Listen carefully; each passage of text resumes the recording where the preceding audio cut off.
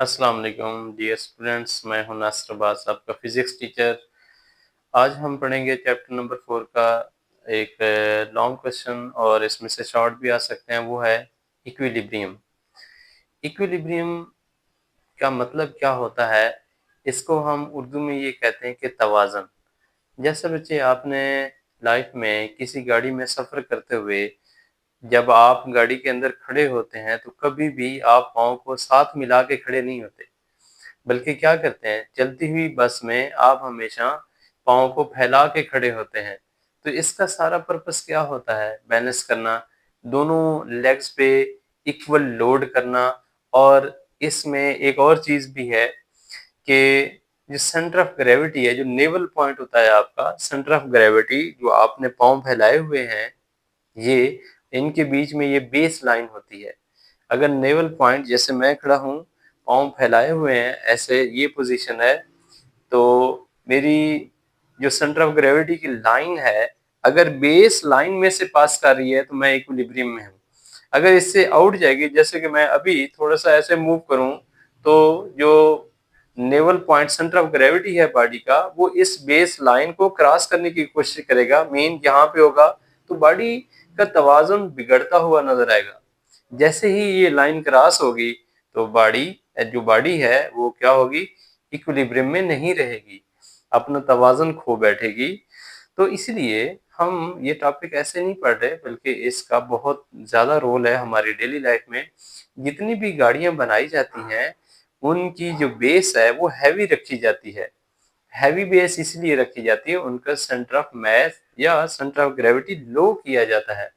Low centre of gravity से क्या होता है कि वो बॉडी स्टेबल हो जाती है। रेसिंग कार जो होती हैं, उनकी हाइट इसलिए तो लो रखी जाती है, उसका सेंटर ऑफ ग्रेविटी लो हो जाता है, तो बॉडी स्टेबल हो जाती है। अब इस केस में क्या है कि हम इक्विलिब्रियम के बारे में पढ़ेंगे और इसकी कुछ टाइप्स के बारे में पढ़ेंगे। इक्विलिब्रियम में आपने पिछले जितने भी टॉपिक 4 चैप्टर के पढ़े हैं, उसमें ये देखा है कि जब किसी बॉडी पे एक्सटर्नल फोर्स अप्लाई करते हैं, तो बॉडी में दो तरह का मोशन पैदा हो सकता है, ट्रांसलेशनल एंड रोटेशनल। तो अगर हम इन फोर्सेस को बैलेंस कर दें, तो ये दोनों जो मोशन है ये खत्म की जा सकती हैं।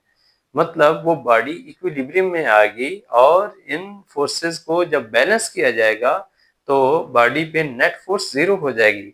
और प्रीवियस टॉपिक में मैंने सेंटर ऑफ मास में भी बताया था, जब किसी बॉडी पे नेट फोर्स जीरो होती है तो बॉडी में एक्सेलरेशन जो होता है, या बॉडी यूनिफॉर्म वेलोसिटी से मूव करती है। तो जब बॉडी यूनिफॉर्म वेलोसिटी से मूव करती है तो उसमें एक्सेलरेशन तो जीरो होता है। तो फिर क्या होता है? एक्सेलरेशन जीरो होगा तो बॉडी, हम ये फिर कहते हैं कि बॉडी इक्विलिब्रियम में है। इक्विलिब्रियम में होने के लिए बॉडी जरूरी नहीं है कि वो रेस्ट पे हो या मोशन में हो, दोनों केसेस में बॉडी इक्विलिब्रियम में हो सकती है। फर्स्ट केस अब हम इधर देखेंगे। इसकी दो टाइप्स हैं। एक तो ये है कि स्टैटिक इक्विलिब्रियम, अगर बॉडी रेस्ट पे है तो वो स्टैटिक इक्विलिब्रियम में है। अगर मोशन में है, लेकिन मोशन क्या है, कुछ चेंजिंग मोशन नहीं होनी चाहिए, वो यूनिफॉर्म मोशन होनी चाहिए। अगर यूनिफॉर्म मोशन है, इसका मतलब है बॉडी की वेलोसिटी में चेंज नहीं हो रहा, तो इसका मतलब है एक्सेलरेशन जीरो है। चेंज इन वेलोसिटी एक्सेलरेशन होता है। ये कॉन्सेप्ट है, आपने याद रखने हैं। नेक्स्ट मैं दोबारा से बता रहा हूँ, कोई भी बॉडी इक्विलिब्रियम में होती है जब उसका एक्सेलरेशन जीरो होता है। अगर बॉडी का एक्सेलरेशन जीरो नहीं है तो बॉडी इक्विलिब्रियम में नहीं है, पहली बात। दूसरी बात, बॉडी इक्विलिब्रियम में जो होती है उसकी दो स्टेट हो सकती हैं, या वो रेस्ट पे हो सकती है। आपको पता है, अगर बॉडी रेस्ट पे हो तो उसकी वेलोसिटी होगी, नहीं होगी। अगर वेलोसिटी नहीं होगी, मतलब वेलोसिटी उसकी चेंज नहीं हो रही, तो वेलोसिटी ही नहीं है तो एक्सेलरेशन कहाँ से आ जाएगा? तो एक्सेलरेशन भी जीरो होगा, तो मतलब बॉडी इक्विलिब्रियम में है। एक्सेलरेशन याद रखना, वो जीरो होना चाहिए। नेक्स्ट, अगर बॉडी मूव कर रही है लेकिन उसकी मोशन यूनिफॉर्म वेलोसिटी से है। यूनिफॉर्म वेलोसिटी क्या होती है? मतलब बॉडी में टाइम के लिहाज से वेलोसिटी उसकी चेंज नहीं हो रही, लेकिन एक्सेलरेशन क्या है? Change in velocity. तो अगर यूनिफॉर्म मोशन में है, उसकी वेलोसिटी चेंज नहीं हो रही, देन भी एक्सेलरेशन जीरो है। तो फिर हम ये कहेंगे कि बॉडी वो भी इक्विलिब्रियम में है, चाहे वो मोशन में भी है। तो आज ये दो बातें आपने क्लियर कर लेनी है। बॉडी चाहे मोशन में हो या रेस्ट पे हो, वो इक्विलिब्रियम में होती है। रेस्ट वाली बॉडी तो मस्ट है ना, इक्विलिब्रियम में होती ही है। मोशन वाली बॉडी भी इक्विलिब्रियम में होती है। अब हम इसकी डिटेल पढ़ेंगे और इसकी एग्जांपल देखेंगे कि ऐसा क्या होता है कि वो बॉडी मूव नहीं करती, रोटेट नहीं कर सकती या उसकी वेलोसिटी चेंज नहीं होती जब बैलेंसेस फोर्सेस लगती हैं और उसका एक्सेलरेशन जीरो हो जाता है। अब हम स्टार्ट करते हैं कि इसका क्वेश्चन कैसे आ सकता है और आपने उसका आंसर किस तरह लिखना है। फर्स्ट है define equilibrium, explain its types with example. Equilibrium कैसे डिफाइन करेंगे? A body is said to be in equilibrium if it has no acceleration. तो ये बच्चे आपका एमसीक्यू भी आ सकता है। No velocity and so on, बहुत सारे ऑप्शन लिखे जा सकते हैं, तो आपने एक्सेलरेशन को याद रखना है। इसका इक्विलिब्रियम में जो बॉडी होती है उसका एक्सेलरेशन नहीं होता। नेक्स्ट, इसकी कितनी टाइप्स हैं? दो टाइप्स हैं। First is static equilibrium, second is dynamic equilibrium. Static equilibrium क्या होती है? A body is said to be in static equilibrium if it is at rest। बस आपने इतना ही डिफाइन करना है। और इसी डेफिनेशन को आप डायनामिक के लिए क्या कर सकते हैं, उसको चेंज कर सकते हैं, एडिट कर सकते हैं। जैसे मैंने बताया हुआ है, जब आपने स्टडी करनी है जरा कंसंट्रेशन से बैठना है। और कंसंट्रेशन से क्या आपको बेनिफिट होगा कि आप एक डेफिनेशन पढ़ोगे या स्टेटमेंट कुछ पढ़ोगे, उसमें एडिट करना आ जाएगा कि ये थोड़ा सा चेंज करना, तो दूसरी वाली वही बन जाएगी। तो इससे आपका टाइम बच सकता है और आप एक्टिव माइंड से जब पढ़ेंगे तो वो चीजें लॉन्ग टर्म के लिए आपको याद रहती हैं। तो डायनामिक इक्विलिब्रियम क्या होगा? आप ये कहेंगे कि a body is said to be in dynamic equilibrium if it is moving with uniform velocity. बस दोनों डेफिनेशन इस ऐसे ही आपने करनी है। इसके बाद क्या चीज रह जाती है? इसके बाद ये है कि हम इसको एक्सप्लेन कैसे कर सकते हैं विद एग्जांपल। आइए उसको स्टार्ट करते हैं। स्टैटिक इक्विलिब्रियम डिफाइन करने के बाद मैं एग्जांपल में ये पहले आपको समझाता हूं। A body lying on the table, first example है। एक बॉडी, जैसे आप अपने चेयर टेबल रख के पढ़ रहे होते हैं और टेबल के ऊपर आपने बुक को पाइल अप किया होता है। अब उन सारी बुक्स का वेट किधर है? डाउनवर्ड। ये आपकी लाइफ में ये वाली चीजें भी नहीं है, इसको बच्चे अच्छे तरीके से सीखना है। उन सारी बॉडीज का, बुक्स का वेट डाउनवर्ड है और जो टेबल का रिएक्शन है वो अपवर्ड है। आज आप ये सीखेंगे कि टेबल का रिएक्शन मतलब क्या होता है। बच्चे, न्यूटन लॉज ऑफ मोशन 3 हैं, जिसमें इंशाल्लाह आप नेक्स्ट चैप्टर में पढ़ेंगे। First law, second law, third law. Third law क्या बताता है कि दुनिया में हर एक्शन का एक रिएक्शन होता है और ये दोनों एक्शन इक्वल होते हैं लेकिन अपोजिट होते हैं। कैसे? यही एग्जांपल हम ले लेते हैं कि जैसे आप बुक को टेबल पे रखते हैं और उन सारी बुक्स का वेट डाउनवर्ड होता है टेबल के ऊपर। अब एक्शन किस पे हो रहा है? टेबल के ऊपर। रिएक्शन टेबल दूसरी बॉडी पे लगाएगी। कैसे? उसको हम कहते हैं कि बुक का एक्शन हुआ है टेबल के ऊपर और रिएक्शन टेबल ने बुक्स पे किया है। तो दोनों फोर्सेस क्या होंगी? अपोजिट हो जाएंगी और लेकिन इक्वल इन मैग्नीट्यूड होंगी। इसीलिए वो बुक्स उसके ऊपर स्टेबल रहती हैं, स्टैटिक रहती हैं। दोनों फोर्सेस क्या होंगी? बैलेंस। प्रीवियस लेक्चर में क्या पढ़ा? जब फोर्स अप्लाई करते हैं तो बॉडी में रोटेशनल मोशन और ट्रांसलेशनल मोशन भी आ सकती है। लेकिन इसमें हमने फोर्स, जो एक्सटर्नल फोर्स लगाते हैं, आगे से अगर उस एक्सटर्नल फोर्स के कोई बैलेंसिंग फोर्स अप्लाई करें उसके अपोजिट और इक्वल इन मैग्नीट्यूड, तो उस बॉडी की मोशन चेंज हो सकती है। मीन उस बॉडी की मोशन खत्म हो सकती है। जैसे कि अभी बुक का वेट डाउनवर्ड है और जो टेबल का रिएक्शन है वो अपवर्ड है तो दोनों फोर्सेस अभी भी बॉडी पे फोर्सेस एक्ट कर रही हैं लेकिन बॉडी में एक्सेलरेशन नहीं है। आप इस चीज को जरा गौर से समझें। जबकि न्यूटन्स लॉ क्या कहता है? फर्स्ट लॉ, कि जब बॉडी पे फोर्स अप्लाई की जाए।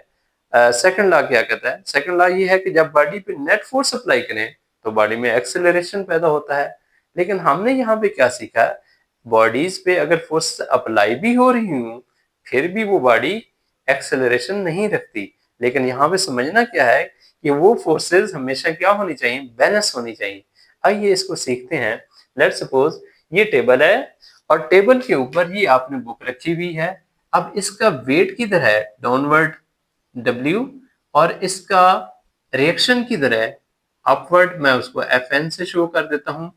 अब ये दोनों फोर्सेस, लेट ये बुक का वेट 2 न्यूटन है डाउनवर्ड, और जो टेबल इस पे रिएक्शन लगा रही है अकॉर्डिंग टू थर्ड लॉ वो अपवर्ड है, वो उतना ही रिएक्शन होगा 2 न्यूटन।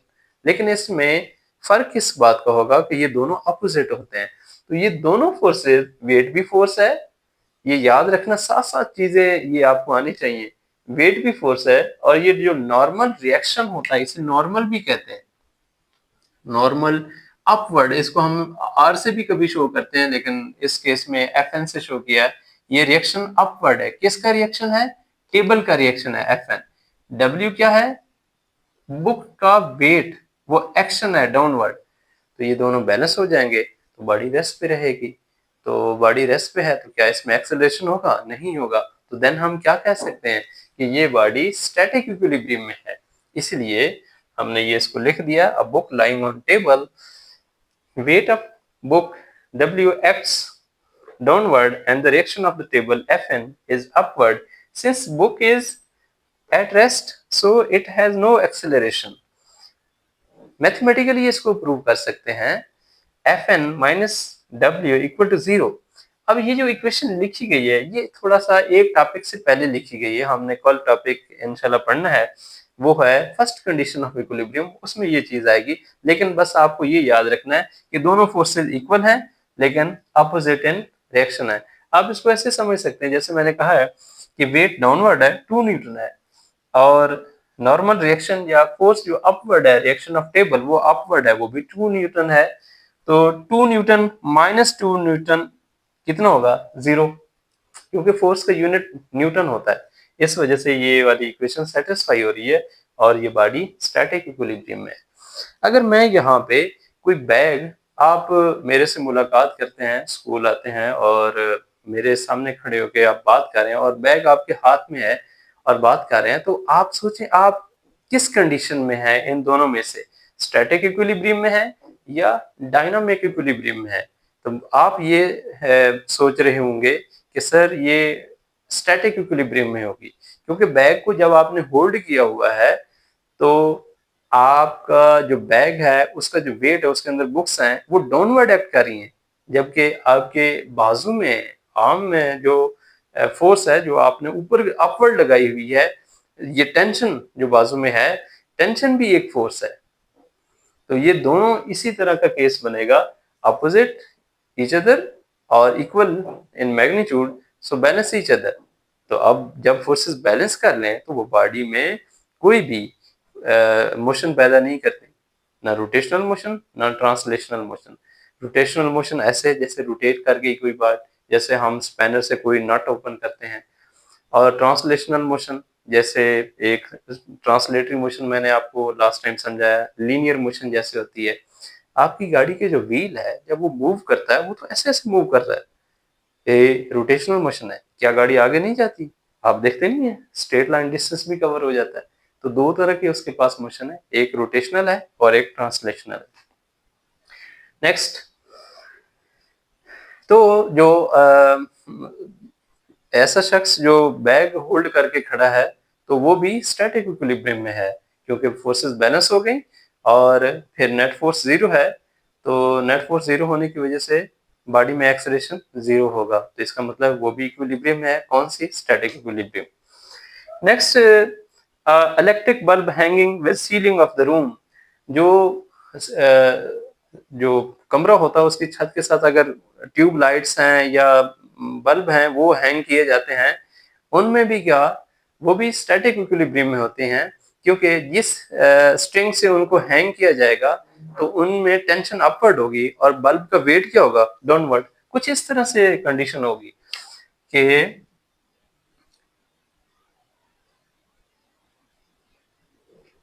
इन स्ट्रिंग से आपने बल्ब को हैंग किया, बल्ब का वेट इधर है और इन दोनों में टेंशन सीलिंग की तरफ है। तो वेट, ये दोनों टेंशन मिलकर वेट के इक्वल आएंगी और इसको बैलेंस कर देंगे। जैसे आपने अपनी एक खूबसूरत पिक्चर लेके और उसको बड़ा फ्रेम करवा के दीवार के साथ लगाई होती है, हुक्स के अंदर, कील के अंदर नेल लगाते हैं जब, तो उसमें भी यही है। आपके क्लासरूम का जो सॉफ्ट बोर्ड है उसमें भी यही फर्स्ट ये केस है, स्टैटिक इक्विलिब्रियम, क्योंकि वेट डाउनवर्ड एक्ट कर होता है और इस यहाँ पे जो आपने हुक्स लगाई होती हैं पिक्चर की या सॉफ्ट बोर्ड की, उन दोनों साइड पे टेंशन अपवर्ड होती है। ये दोनों टेंशन को ऐड करें तो ये वेट के इक्वल आएगा, इसलिए बैलेंस हो जाती है, तो एक्सेलरेशन 0 होता है, तो बॉडी स्टैटिक इक्विलिब्रियम में होती है। नेक्स्ट बच्चे है डायनामिक इक्विलिब्रियम। डायनामिक्स का मतलब चेंज होता है, चेंज मतलब मोशन। तो डायनामिक्स इक्विलिब्रियम को डिफाइन कैसे करेंगे? A body is said to be in dynamic equilibrium if it is moving with uniform velocity. For example, कौन सी एग्जाम्पल है? और ऐसी एग्जाम्पल है जो पहले से फेमस है, आप उसको जानते भी हैं, वो है motion of paratrooper. Motion of paratrooper में क्या होता है कि जब बॉडी मूव इजेक्ट करता है कोई भी पायलट वगैरह और फिर पैराशूट ओपन करता है, और कुछ देर बाद क्या होता है कि फोर्स ऑफ ग्रेविटी, अर्थ की जो ग्रेविटेशनल फोर्स है वो पैराट्रूपर को डाउनवर्ड मूव करवाती है, जबकि जो एयर रेजिस्टेंस है वो भी एक फोर्स है। आज जितनी भी वर्ड मैंने यूज किए हैं वो सारी फोर्सेस हैं, मतलब weight force, reaction force, action force, air resistance force, force of gravity ये भी फोर्स, टेंशन वो भी फोर्स, इन सब के यूनिट न्यूटन होते हैं। यही कहता हूँ लेक्चर में एक से ज्यादा चीजें, बहुत ज्यादा चीजें समझाई जाती हैं, आप उसको नोट किया करें।